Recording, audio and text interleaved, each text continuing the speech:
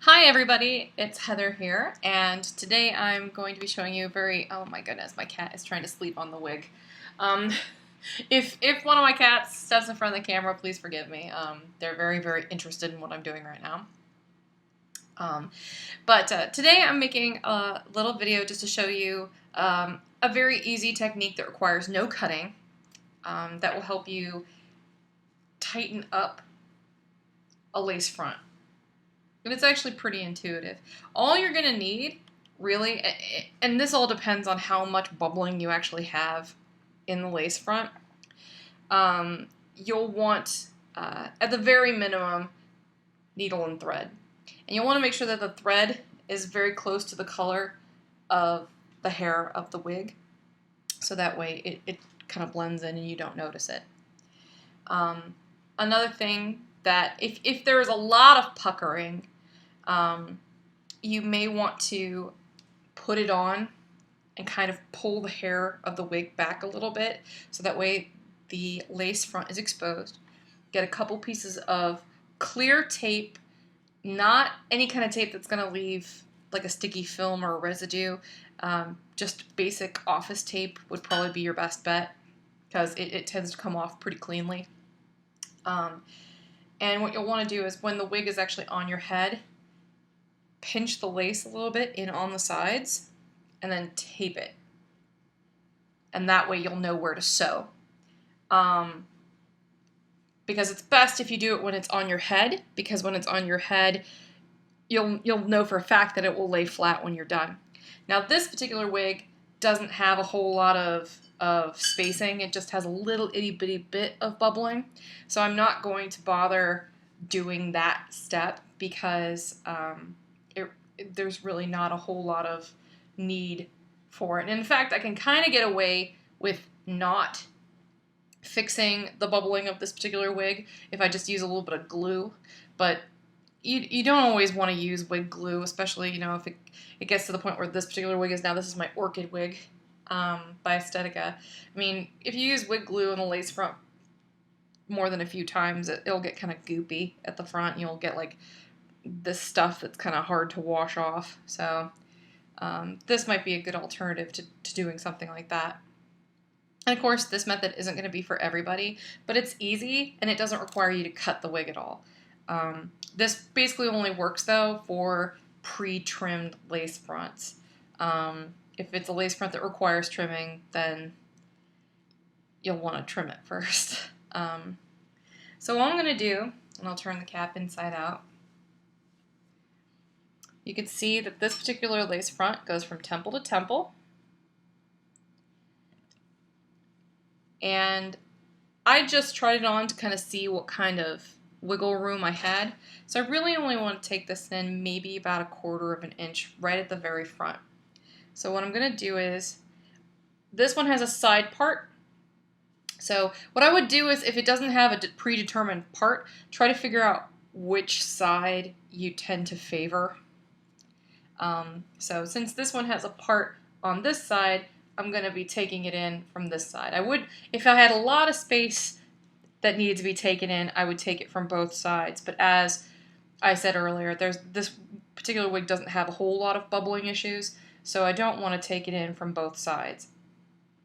All I'm going to do is pinch it just a very little bit right at the corner where the lace front meets the ear tab, so right where the wefting begins. I'm going to pinch that just a little bit. So really, there's not much going on there at all. Okay, and you don't want to pinch it too much. So that's why I said, if you need to measure it when it's on your head, please by all means do so. I just had this on, so I know that this was probably going to be a fair amount of give. And all you do, I'll tilt the camera down a little bit, is sew it a little bit. Right there where you've pinched it in.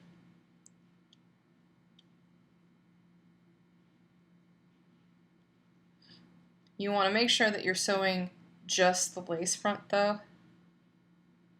And I'm not particularly awesome with needle and thread, but this is very, very easy.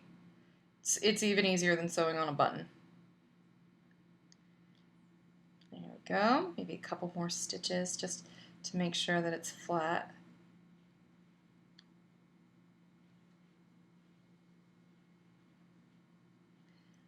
And I might want to take just a little bit more from the very front part. So I'm going to take my needle and go like that.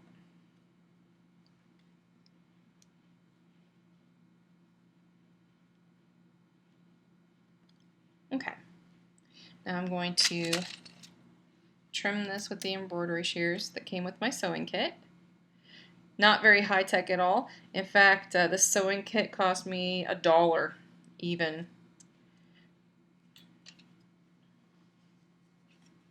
And then just to show you what I've done,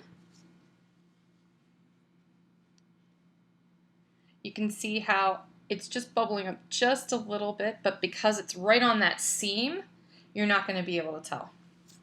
So I'm going to put this on, and I normally would put a wig cap on, but I kind of wanted to show off my purple bio hair because why not?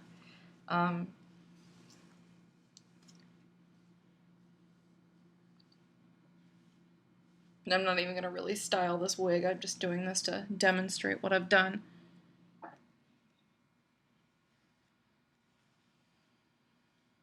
And I do love this wig.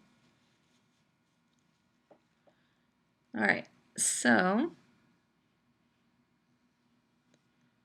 as you can see, there's the lace front. I'm turning to the side so the light will pick it up a little bit.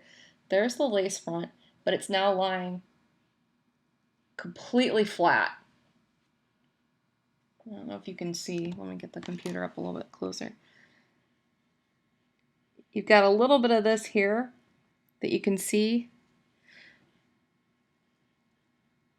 And that might just require me to trim up to the hairline a little bit more because that isn't from the lace front being too big. That's more or less from just a lot of wear. Because if you can't tell by the condition of this wig, it's gotten a lot of wear. And I just stuck with the pre-trimmed lace. I didn't actually trim it again. So I might actually go back with a better pair of embroidery shears and trim up to the hairline. And that should get rid of that little bit right there that's sticking up. But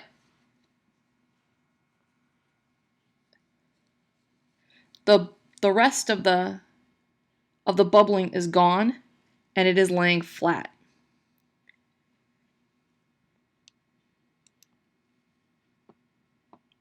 So, and then once I trim that up, it might work a little bit better, but there you go. And of course, I had that camera really, really close to my hairline. So if you're at a normal speaking distance like this, I mean, you're not going to be able to tell at all. And then once you put makeup on, awesome. So that's how I fix a lace front that's bubbling and puckering. You just tighten up the front of it and then sew it into place at the seam on the sides. And then if all else fails and the lace front is starting to fray, as long as you've got room to trim, by all means trim, but make sure you don't use a pair like this that came with my sewing kit. These are obviously very blunt shears. You'll want to make sure that you use really sharp, small scissors, like a set of embroidery shears or something like that, and get really close to that hairline. And if the hairline itself is problematic, like let's say it's a wig where, you know, the hairs are too thick in the lace front, or they're thick in one place and thin in another, you know, it's not unheard of to pluck some of the hairs out of a lace front to try to get it to look a little bit more natural. I mean, really, it's just up to your discretion and up to you to figure out what you're comfortable doing. And now you can see I'm a little bit further away from the camera. I mean, you can't see the puckering or the bubbling up at all. So that little remedy, it's quick and it's extremely inexpensive. So, you know, by all means, give it a shot. And if it doesn't work, then maybe some more drastic measures are needed, because there are methods where you can cut like a little wedge out of the side and pull it tighter and stuff. But honestly, it's better to do something like this that isn't quite so dramatic first, and then play it by ear, because you can get away with doing certain kinds of alterations with certain kinds of styles, but then certain styles, like really short kind of structured styles, are a little bit less forgiving about that stuff. So, okay, I just realized I've reached the 10-minute mark. So hopefully this has been of some help, and I will see you later. Thanks for watching. Bye-bye.